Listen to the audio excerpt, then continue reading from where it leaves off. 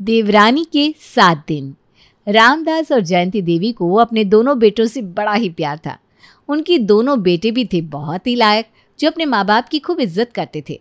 जयंती देवी का तो बस एक ही सपना था कि उनकी बहू भी बिल्कुल ऐसी हो जो उनके घर को स्वर्ग बना दे। उन्होंने अपने बड़े बेटे मनोज के लिए बहुत सी लड़कियां देखी, पर उनको कोई भी पसंद नहीं आई। पर एक दिन उनको एक ऐसी लड़की मिली जो एक बार में ही उनके मन को भा गई। जयंती देवी ने जरा भी देर ना करते हुए अपने बेटे मनोज का रिश्ता मीना से कर दिया और जल्दी से उनकी शादी करवाकर हंसी खुशी अपनी बहू को घर ले आई। आओ आओ बहू, अब ये है तुम्हारा नया घर। तुम इस घर की लक्ष्मी हो और बस यही सोचकर इस घर में अपना पहला कदम रखना। जी माँ जी। मीना के घर में आने से घर की रौनक 4 गुना बढ़ जाती है। वो पूरा घर बड़े अच्छे से संभाल लेती है, सबकी खूब इज्जत करती है और स्वभाव की भी बहुत नरम होती है। मनोज की शादी करके मैं तो धन्य हो गई जी। इतनी अच्छी बहू मिली है कि दूर दूर तक किसी की नहीं होगी। सुबह से रात तो मजा ले कि मुझे एक भी काम करने दे। अरे मैं कितनी बार अपनी दवाई लेना भूल जाता हूँ, पर वो कभी नहीं भूलती। सबकी इतनी इज्जत करती है, इतने प्यार से रहती है कि बस मन खुश हो जाता है। अब तो मेरी एक ही ख्वाहिश है कि अपने राहुल के लिए भी मीना जैसी बहू मिल जाए। हाँ जयंती, एकदम सही कहती हो।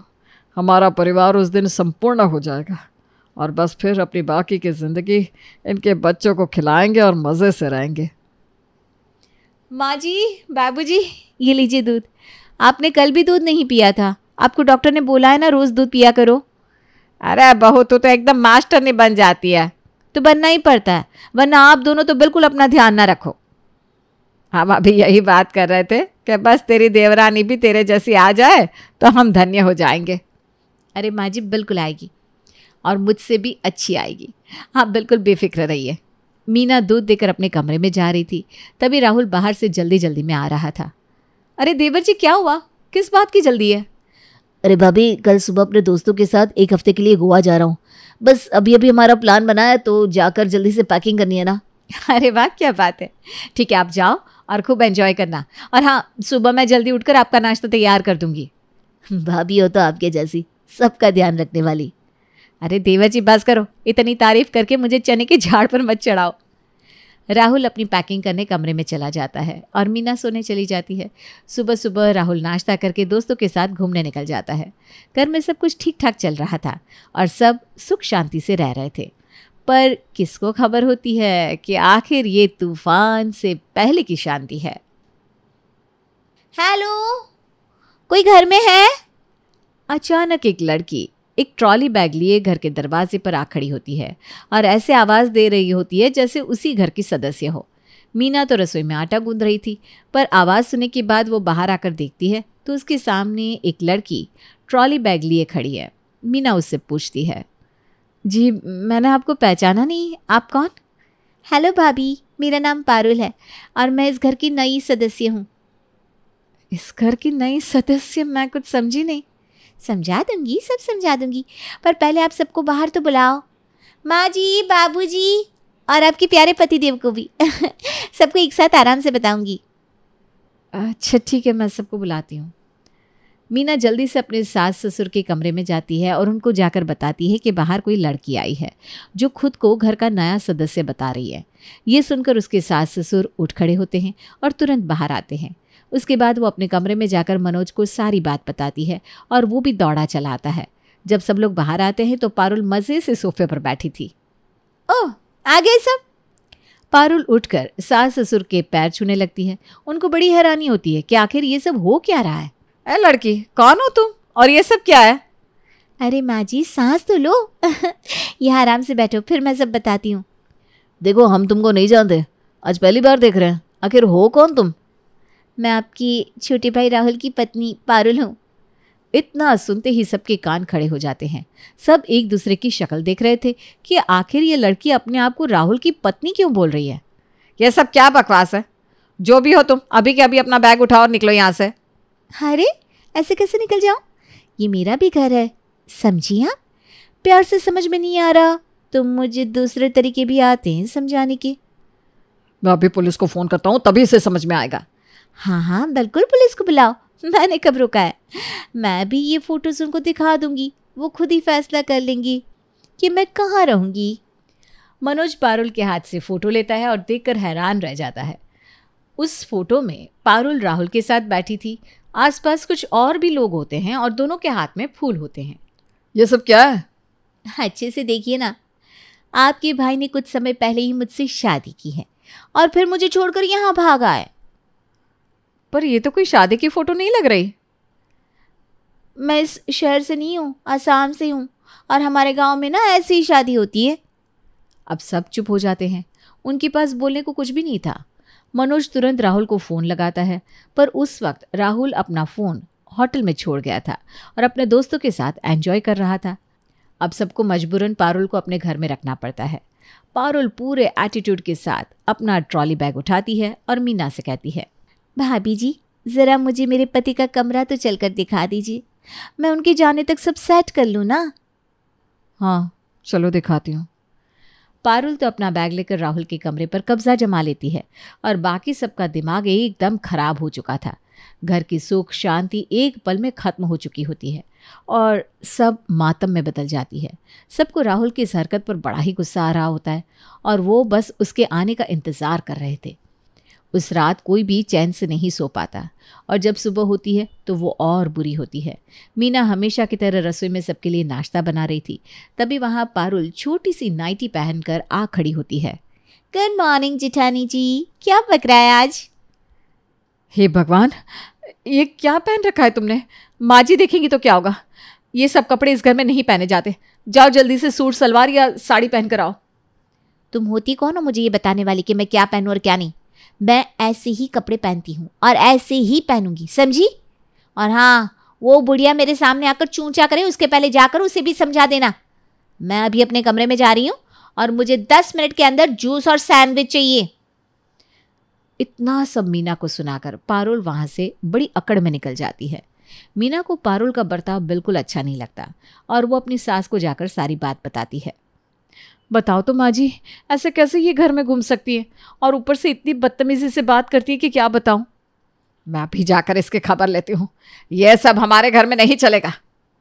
जयंती देवी बड़े गुस्से में पारुल के पास आती है और उसे डांटने लगती है। यह सब मेरे घर में नहीं चलेगा, समझी? जैसे मेरी बड़ी बहू मीना इस घर में रहती है वैसे ही तुमको भी रहना पड़ेगा। ए बुढ़िया, ये फालतू के लेक्चर जाकर किसी और को सुना। मेरे सामने बकवास की ना तो गली में जाकर शोर मचा दूंगी कि तेरा बेटा क्या क्या करके आया है मेरे साथ, और शादी की फोटो ना गली गली में चिपका दूंगी। हे भगवान, ये तो बिल्कुल ही बेशर्म है। माँ जी आप चलिए यहाँ से, इसके मुंह लगने से कोई फायदा नहीं है। अब तो देवर जी ही आकर कुछ करेंगे। सास पारुल के कमरे से चुपचाप बाहर आ जाती है और सोफे पर आकर बैठ जाती है। सब लोग वहीं बैठे थे, तभी राहुल का फ़ोन आता है। हेलो भैया, कल रात आपकी मिस कॉल देखी थी। मैं ना फ़ोन होटल में ही छोड़ गया था और रात को देर से आया तो फ़ोन नहीं कर पाया। ये सब छोड़ और ये बता कि तुमने हमसे इतनी बड़ी बात कैसे छुपाई? पता है तुम्हें घर में सबका कितना बुरा हाल है। अरे क्या हुआ है, कौन सी बात छुपा ली मैंने? मैं गोवा ही तो आया हूँ, चाहे तो सबसे बात करवा दूँ। मैं उसकी बात नहीं कर रहा। तो कुछ समय पहले आसाम गया था, वहाँ पर तूने पारुल नाम की लड़के से शादी कर ली और हमसे ये बात छुपा कर रखी। अरे भैया ये सब आप क्या बोल रहे हो? मैंने कोई शादी वादी नहीं की, मैं तो बस वहाँ घूमने गया था। आप ऐसा सोच भी कैसे सकते हो? तेरे जाने के बाद एक पारुल नाम की लड़की आई थी और उसके साथ तेरी शादी की फ़ोटो है। वो कल से यहीं है और हमारा जीना मुश्किल कर रखा है। अब सच क्या है झूठ क्या है वो तो जब तू घर आएगा तब पता चलेगा, इसलिए अभी के अभी वापस आ जा। हे भगवान, ये सब क्या हो रहा है? मैं जल्दी ही यहाँ से निकलता हूँ भैया। राहुल की बातें सुनकर सब घर वाले और परेशान हो जाते हैं कि आखिर सच क्या है और झूठ क्या है। इधर पारुल ने घर में सबका जीना मुश्किल कर रखा था। वो सबसे बदतमीजी से बात करती है और मीना को तो अपनी नौकरानी बनाकर रखती है। अरे ओ मैडम, कहाँ चली जा रही हो? पता है मेरे कमरे में अभी तक सफाई नहीं हुई। पहले जाओ और जाकर साफ करो और फिर उसके बाद कोई काम करना। मैं तुम्हारा कमरा क्यों साफ करूं? खुद करो। अच्छा जी, तू साफ नहीं करेगी तो उस बुढ़िया को करना पड़ेगा। कोई तो करेगा ना तुम दोनों में से। माँ जी को कुछ मत बोलना, करती हूँ मैं साफ। Good girl. मीना बेचारी उस पारुल की नौकरानी बनकर रह जाती है 2 ही दिन में वो पूरे घर को उलट पुलट कर देती है। घर में सबको डरा कर वो बस अपनी ही चलवा रही होती है। यहाँ तक कि खाने में क्या बनेगा और क्या नहीं, उसमें भी उसकी ही मर्जी चल रही थी। एक दिन पारुल को खड़े खड़े चक्कर आ रहे थे और वो गिर जाती है। अरे सुनो जी, देखो तो इसे क्या हो गया। मनोज, मीना बहू, कोई आओ जल्दी से। आवाज़ सुनकर सब दौड़े चले आते हैं। सामने पारुल बेहोश पड़ी थी। सब उसको जल्दी से बिस्तर पर लिटाते हैं। तभी राहुल भी अपनी ट्रिप से वापस आ जाता है। राहुल तो आ गया, देख तेरी बीवी अचानक पता नहीं कैसे बेहोश हो गई। अरे ये लड़की कौन है? मैं तो आज इसे पहली बार देख रहा हूँ। ये तुम्हारी बीवी पारुल है ना, जिससे तुमने शादी की है। अरे भैया, मैंने बताया ना, मैंने कोई शादी वादी नहीं करी। नहीं है ये मेरी बीवी। ये किसको आपने अपने घर में रखा है? सब आपस में बात कर रहे थे कि इतने में पारुल अपनी आंखें खोलती है। अरे राहुल, आ गए तुम मेरा नाम कैसे जानती हो? और तुम हो कौन? और कैसे इतना बड़ा झूठ बोलकर मेरे घर में रह रही हो? मैं कौन हूँ? बड़ी जल्दी भूल गया। बीवी हूँ तुम्हारी, समझे?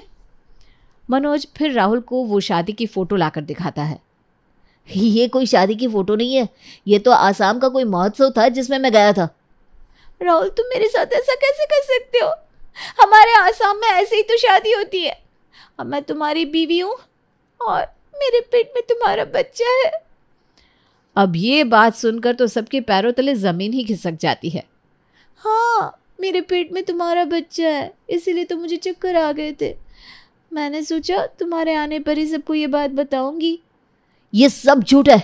ये मेरा बच्चा कैसे हो सकता है? मैं तुमसे कभी मिला तक नहीं, तो फिर ऐसा कैसे मुमकिन है? सब राहुल के ऊपर चिल्लाने लगते हैं और उसकी बात पर कोई यकीन नहीं करता। राहुल बेचारा अपने कमरे में चला जाता है। यहाँ पारुल की सास उसका खूब ध्यान रखने लगती है, उसे ज़रा भी बिस्तर से उठने नहीं देती। ये फल खा ले, बच्चे के लिए ना बहुत अच्छा होता है। तेरा कुछ और भी मन हो तो बता दियो, मैं वो बना दूंगी, ठीक है? ठीक है माँ जी, पर क्या बात है, आपकी बड़ी बहू दिखाई क्यों नहीं दे रही? अरे उसकी माँ की तबीयत अचानक बिगड़ गई और उसे अपने मायके जाना पड़ा। 2-4 दिन में आ जाएगी वापस, पर मैं हूं ना यहाँ, मैं तेरा अच्छे से ध्यान रखूंगी। हाँ बेटा।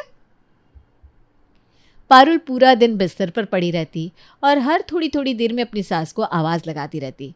वो उससे कभी कुछ बनवाती तो कभी कुछ। पूरा दिन उसकी सास घर के काम कर करके थक जाती है। ऊपर से मीना के ना होने की वजह से सब उसके सर पड़ जाता है। ये सब राहुल की आंखों के सामने हो रहा था और वो बेचारा कुछ कर ही नहीं पा रहा था।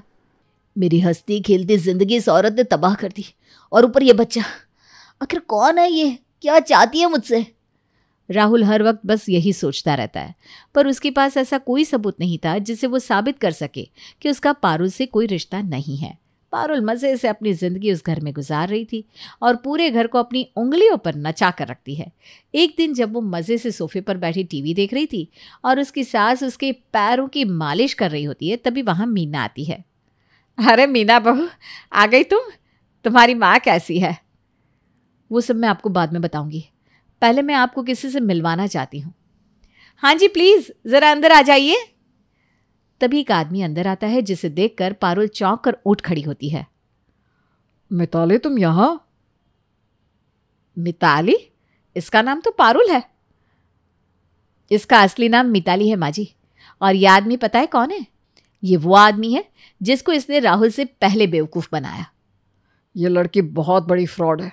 ये पता नहीं कितने लड़कों के साथ ऐसा कर चुकी है और फिर एक दिन अचानक सब लूट कर भाग जाती है। मैं तो कब से इसे ढूंढ रहा हूँ। मेरे घर से सारा सोना, पैसे, हर चीज़ लेकर भाग चुकी है। वो तो जब मीना जी ये फ़ोटो लेकर हमारे गांव में घूम रही थी, तब मैंने इनसे पूछा। हाँ, और इन्होंने बताया कि ये अलग अलग तरीक़ों से लड़कों को फंसाती है। ये फ़ोटो जिसमें देवर जी इसके साथ बैठे हैं ना, ये कोई शादी की फ़ोटो नहीं है। ये तो बस वहाँ का एक महोत्सव था जिसमें बहुत सारे लोग शामिल हुए हैं। मैं कब से समझा रहा था भाभी सबको कि मैं इसको नहीं जानता। ये शादी की फ़ोटो नहीं है, कोई महोत्सव की फ़ोटो है, पर किसी ने मेरी नहीं सुनी। मेरे माँ बाप तक ने मुझ पर यकीन नहीं किया। पर मुझे तो यकीन था ना आपके ऊपर। उस दिन जब इसने बोला कि ये माँ बनने वाली है, उसी दिन थोड़ी देर के बाद मैंने इसे कूदते हुए देखा। मैं समझ गई कि ये पेट से है ही नहीं, वरना ऐसे उछल कूद ना करती। मैं बस फिर अपनी माँ की बीमारी का झूठा बहाना मारकर सीधा आसाम चली गई और वहाँ सब कुछ पता लगाया। और हाँ, इसमें तुम्हारे भैया ने मेरा पूरा साथ दिया। मतलब ये ना पेट से है ना राहुल की बीवी। बेशरम कहीं की, इतने दिनों से मुझ बूढ़ी औरत से काम करवा रही है, मुझसे अपने पैर दबा रही है, तुझे शर्म नहीं आई? ए बुढ़िया, फालतू बकवास मत कर, समझी? ए लड़की, अब तेरा बहुत हुआ। एक शब्द माँ जी को बोला ना तो तेरा झल्लूस निकाल कर तुझे आसाम तक छोड़ाऊंगी। तेरी इतनी मजाल जो मुझसे ऐसे बात करेगी? अभी तो बस बात कर रहे हैं, अभी तो बहुत कुछ बाकी है। इतने में वहां पुलिस आ जाती है। तो यहाँ है ये मिस मिताली। मिस बोले या मिसेस समझ में नहीं आता। इतने दिनों से इनको पुलिस ढूंढ रही है। 8 लोगों को लूट कर भाग चुकी है और इसके खिलाफ इतने लोगों ने कंप्लेंट कर रखी है। पुलिस को देखकर पारुल वहां से भागने लगती है, पर तभी पुलिस वाला उसे पकड़ लेता है। वो उसको हथकड़ी लगाकर अपने साथ ले जाता है। उसके बाद वो आदमी वहां से चला जाता है। थैंक यू भाभी, आज आपने मुझे बचा लिया। आप जैसी भाभी सच में कहीं नहीं हो सकती। बिल्कुल सच कहा, ऐसी बहू किसी की हो ही नहीं सकती। इस घर को बचाने के लिए आसाम तक चली गई। बस कीजिए माँ जी, सब ठीक हो गया है ना? अब उस बुरे वक्त और बुरी औरत को भूल जाइए। सब कुछ पहले जैसा हो जाता है। पारुल को जेल हो जाती है और इधर राहुल की शादी मीना की मौसी की लड़की से हो जाती है। मीना और उसकी नई देवरानी प्रीति दोनों बहनें मिलकर घर को संभाल लेती है और जयंती देवी का सपना पूरा हो जाता है। उनका घर किसी स्वर्ग से कम नहीं होता, जिसमें बस खुशियां ही खुशियां होती हैं।